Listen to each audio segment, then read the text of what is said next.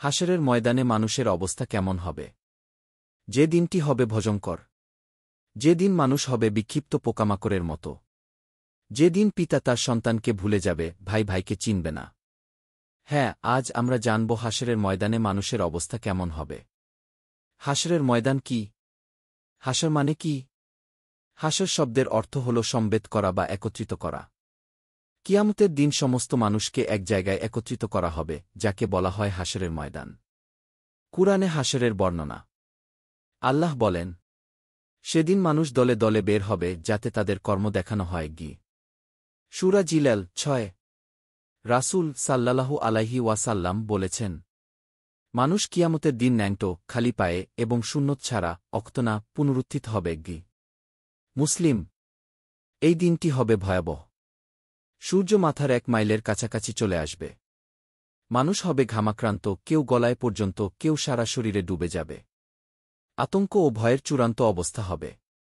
হাশরের ময়দানে মানুষের বিভিন্ন অবস্থা। মানুষ 3 শ্রেণীতে বিভক্ত হবে। মুমিন সফল ব্যক্তি, যাদের নেক আমল বেশি, তারা শান্তিতে থাকবে। গুনাহগার, সংশোধনযোগ্য, যাদের পাপ গুনাহ বেশি, কিন্তু আল্লাহ তাদের ক্ষমা করবেন। অবিশ্বাসী ও পাপী, দুর্ভাগা, যারা আল্লাহ ও তার আদেশ মানেনি, তাদের জন্য কঠিন শাস্তি অপেক্ষা করছে। সূর্য হবে 1 মাইল দূরে।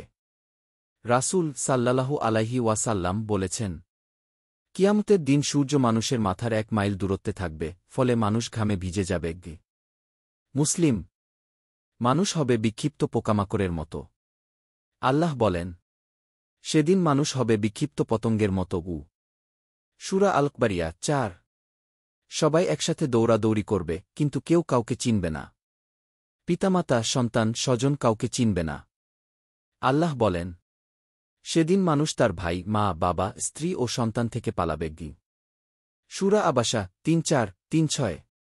সবার চিন্তা থাকবে কেবল নিজেদের নিয়ে। কারো মুখ হবে উজ্জ্বল, কারো হবে কালো। মুমিনদের মুখ হবে আলোকিত। পাপীদের মুখ হবে কালো ও অন্ধকারাচ্ছন্ন। আমলনামা হাতে দেয়া হবে। যারা সফল, তারা আমলনামা ডান হাতে পাবে। যারা ব্যর্থ, তারা বাম হাতে বা পেছন দিয়ে আমলনামা পাবে। আল্লাহ বলেন, যাকে তার আমলনামা ডান হাতে দেওয়া হবে, সে আনন্দে বলবে, নিশ্চয়ই আমি সফল। সূরা আল-হাক্কাহ 1:9। কারা নিরাপদ থাকবে? 7 শ্রেণীর মানুষ আরশের ছায়ায় থাকবে। রাসূল সাল্লাল্লাহু আলাইহি ওয়াসাল্লাম বলেছেন, কিয়ামতের দিন আল্লাহ 7 শ্রেণীর মানুষকে আরশের ছায়ায় রাখবেন। বুখারী, মুসলিম। ন্যায়পরায়ণ শাসক। যুবক, যে আল্লাহর ইবাদতে বড় হয়েছে। যে ব্যক্তি মসজিদে অন্তঃসংযুক্ত রাখে।